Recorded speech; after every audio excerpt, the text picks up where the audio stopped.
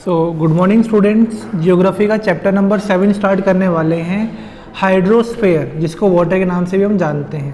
तो जो टॉपिक हैं वो हैं distribution of water and hydrological cycle and main ocean of the world. ये 3 टॉपिक इस चैप्टर के अंदर हम कवर करने वाले हैं। तो स्टार्ट करते हैं चैप्टर आपका।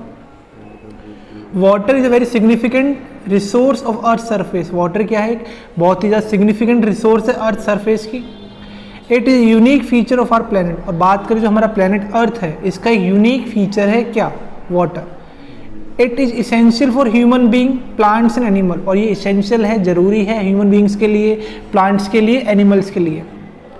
We can not imagine our life without water. और हम अपनी लाइफ को कभी भी इमेजिन नहीं कर सकते हैं वाटर के बिना।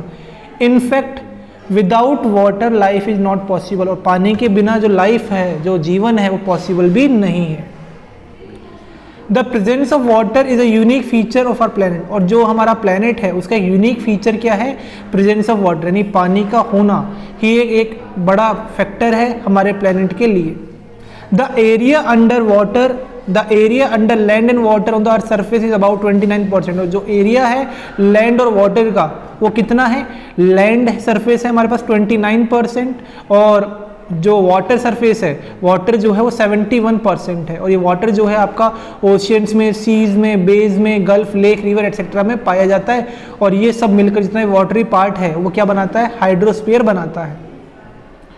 अब जो नेक्स्ट टॉपिक आता है वो डिस्ट्रीब्यूशन ऑफ वाटर। स्टार्ट करते हैं। The earth appear blue from outer space. जो अर्थ है वो ब्लू अपीयर होती है आउटर स्पेस से।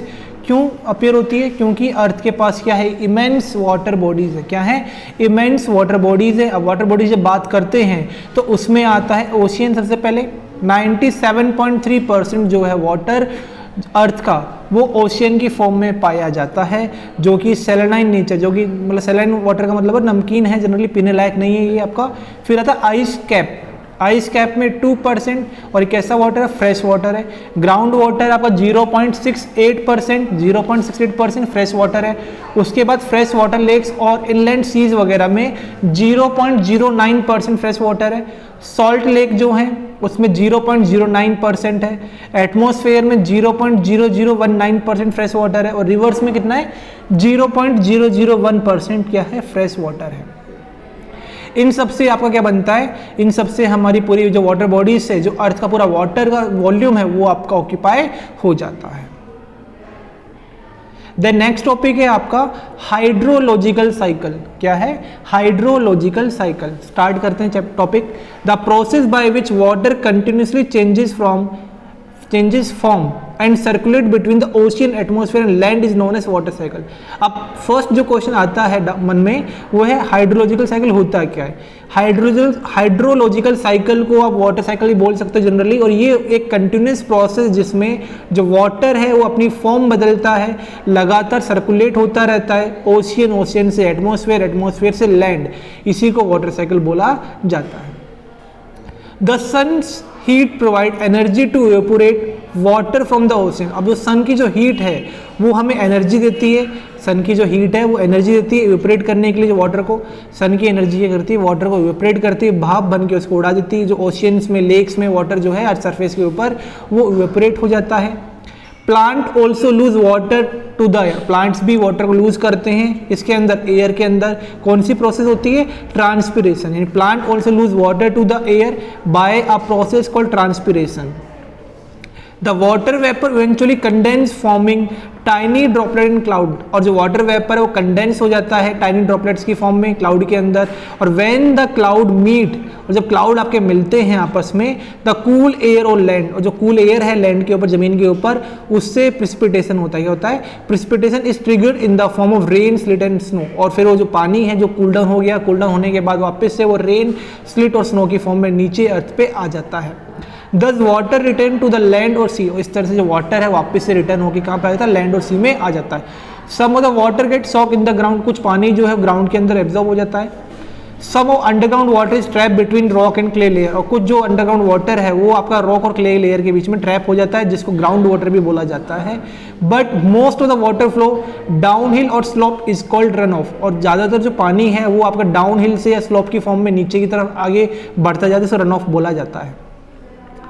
दिस में बी अबव ग्राउंड और अंडरग्राउंड। ये जो वाटर है, जो रन ऑफ वाला जो वाटर है, ये आपका ग्राउंड में भी हो सकता है और अंडरग्राउंड भी हो सकता है, but eventually return to the seas, और लास्ट में कहाँ पे आएगा, ये सीज के अंदर आपका आ जाएगा। और फिर ये आपकी वाटर साइकिल आपको दे रखी है, ये आपको ड्रॉ करनी पड़ेगी। इसको एक बार अच्छे से देखेंगे तो सबसे पहले जब यहाँ पे देखते हैं तो यहाँ पर देखो इवेपोरेशन हो रहा है, इवेपोरेशन से कंडेंसेशन, और कंडेंसेशन के बाद में प्रिसिपिटेशन हो रहा है। अब उसमें जो वाटर है वो रन ऑफ में सरफेस वाटर की फॉर्म में आ चुका है, और वो वाटर टेबल के अंदर, जमीन के अंदर अगर जाता है वाटर आपका, तो वाटर टेबल के अंदर जाता है और वहाँ पे ग्राउंड वाटर की फॉर्म में भी आपका स्टोर हो जाता है, और लास्ट में जो पूरा वाटर है वापस वो कहाँ जाता है, वो सी वगैरह में चला जाता है। और ये कंप्लीट जो साइकिल है इसे बोलते हैं हाइड्रोलॉजिकल साइकिल। अब इंपॉर्टेंस क्या है हाइड्रोलॉजिकल साइकिल की देख लेते हैं। The importance of hydrological cycle is it replenish the water lost from the water body. जो भी वाटर लॉस्ट होने वाला है वाटर बॉडीज के अंदर, उसको रिप्लेनिश कर देता है, उसको वापस से लेकर आ जाता है। Second, it ensure the distribution of water to the all area of the earth surface, और अर्थ सरफेस के हर एक पार्ट में वाटर अवेलेबल हो जाता है। और दूसरा, अंडरग्राउंड वाटर को रिचार्ज भी ये कर देता है। The hydrological cycle maintain continuous supply of fresh water to the rivers, और हाइड्रोलॉजिकल साइकिल का काम ये होता है कि वो कंटिन्यूस सप्लाई करती है फ्रेश वाटर की रिवर्स के थ्रू। अब अगला जो क्वेश्चन आता है माइंड के अंदर, वो आता है मन के अंदर जो क्वेश्चन आता है, why is the ocean water salty. Ocean water salty क्यों होता है? As water flow through the river, water flow करता है रिवर्स के through, it pick up small amount of mineral salt, और उसके अंदर कुछ मिनरल सॉल्ट, कुछ अमाउंट मिनरल सॉल्ट का आ जाता है, जहां पर आपके रॉक्स और soil of the river beds यहाँ पर उसमें देखने को मिलते हैं। This slightly salty water flow into the ocean and sea, और ये स्लाइटली सॉल्टी वाटर जो है ये आपका फ्लो होता है ओशियन और सी के थ्रू, और only the water in the ocean evaporate, और जो वाटर ओशियन के अंदर है वही वाटर आपका इवेपोरेट होता है। But the salt remain dissolve, लेकिन सॉल्ट आपका उसमें डिजॉल्व रहता है in the ocean as it does not evaporate. Salt आपका इवेपोरेट नहीं होता, केवल वाटर आपका इवेपोरेट वहाँ पर होता है। So the remaining water get saltier, जो रिमेनिंग वाटर है वो सॉल्टियर बनता चला जाता है। और बात करें जो एवरेज सैलिनिटी है सी की या ओशियन की, वो कितनी है? 35/1000 है। फ्रेश वाटर की बात करते हैं, water that contain a very little dissolve salt, ऐसा वाटर जिसके अंदर जो डिजॉल्व सॉल्ट बहुत लेस अमाउंट में होते हैं उसे फ्रेश वाटर बोलते हैं। और ये फ्रेश वाटर हमें कहाँ मिलता है? रिवर्स में, लेक्स में, पॉन्ड्स में, और ये वाटर वेपरी फॉर्म में एटमॉस्फेयर में देखने को मिल जाता है। Therefore we should do our best to conserve fresh water, तो इसलिए हमें फ्रेश वाटर को कंजर्व करना चाहिए। और अंडरग्राउंड वाटर जो होता है लैंड सर्फेस के नीचे, वो भी एक अनदर मेजर सोर्स है किसका? फ्रेश वाटर का। Rain water seep through crack and permeable rocks into the ground, जो रेन वाटर है वो क्रैक्स के होते हुए, क्रैक्स के से पास होते हुए रॉक्स के अंदर चला जाता है और वहाँ से फिर ग्राउंड में चला जाता है, और जिसको हम ग्राउंड वाटर की फॉर्म में स्टोर कर लेते हैं। ठीक है, देन जो अगला टॉपिक है वो है main oceans of the world. तो स्टार्ट करते हैं। The large body of water on the earth surface generally separated by continent are called ocean. जो लार्ज वाटर बॉडीज हैं उनको सेपरेट किया गया है कॉन्टिनेंट के थ्रू, या कॉन्टिनेंट लार्ज वाटर बॉडीज को सेपरेट कर देते हैं, जिसको ओशियंस हम बोलते हैं। और बात करें कि वर्ल्ड के अंदर 5 मेजर ओशियंस आपके पाए जाते हैं, जिसमें Pacific ocean, Atlantic ocean, Indian ocean, southern ocean, Arctic ocean इसमें आता है। और ये मैप में आप देखोगे तो हमें मालूम होना चाहिए कौन कौन सा ओशियन कहाँ पर आता है। ठीक है, तो फर्स्ट पढ़ते हैं पैसिफिक ओशियन के बारे में। It is the largest and the deepest of all 5 ocean. Pacific ocean सबसे लार्जेस्ट है, सबसे डीपेस्ट है, सबसे डीपेस्ट है, जितने भी 5 ओशियन मिलते हैं हमें देखने को। और ये एरिया कितना कवर करता है? 30.5% total surface area of earth, और अर्थ का टोटल सरफेस एरिया जितना भी है उसका 30.5% ये एरिया कवर कर लेता है।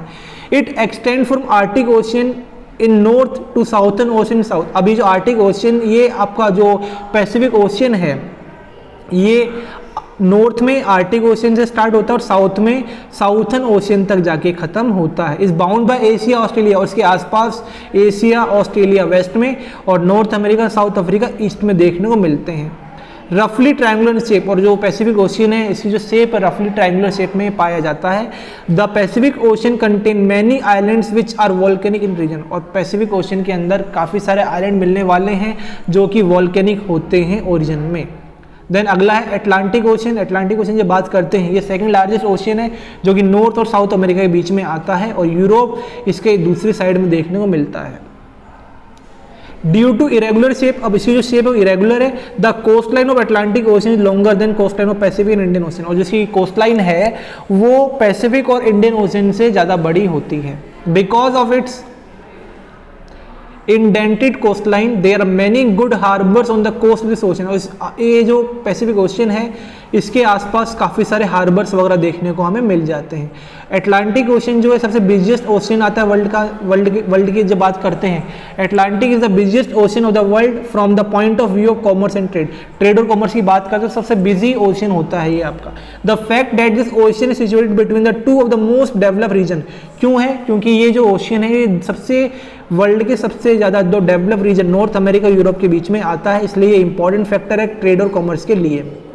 देन इंडियन ओशन की बात करते हैं। इंडियन ओशन जनरली ये आपका साउथर्न हेमिस्फीयर के अंदर आता है और ये हमारी कंट्री इंडिया के नाम से ही इसका नाम इंडियन ओशन रखा गया है और ये 14.4% of total surface area of earth को कवर करता है। यानी इंडियन ओशन 14.4% अर्थ के एरिया को कवर करता है और ये एनक्लोज होता है, ये कवर है 3 साइड से। नॉर्थ में अफ्रीका है, एशिया ऑस्ट्रेलिया साउथ में है और मतलब देखो यहाँ पर दोबारा देखते हैं इसको एक बार, earth is enclose on 3 side, जो अर्थ है वो 3 साइड से जो इसकी सरफेस है total surface it cover 14.4% of total surface area. Indian Ocean 14.4% total surface area earth का कवर करता है और इंडियन ओशन ये 3 साइड से एनक्लोज है, अफ्रीका, एशिया एंड ऑस्ट्रेलिया।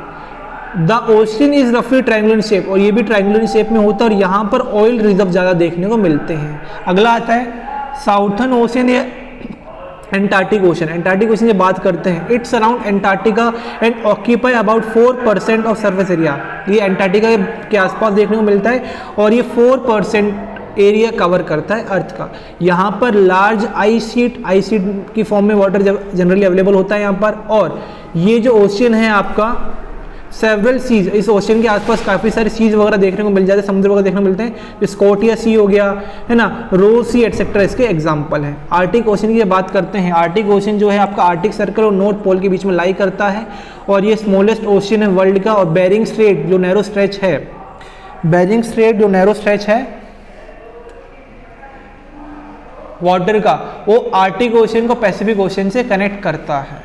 ठीक है, ये क्या है आपका बेरिंग स्ट्रेट जो है एक नैरो पार्ट है वाटर का जो कि आपका ये आर्टिक ओशन को पैसिफिक ओशन से कनेक्ट करता है।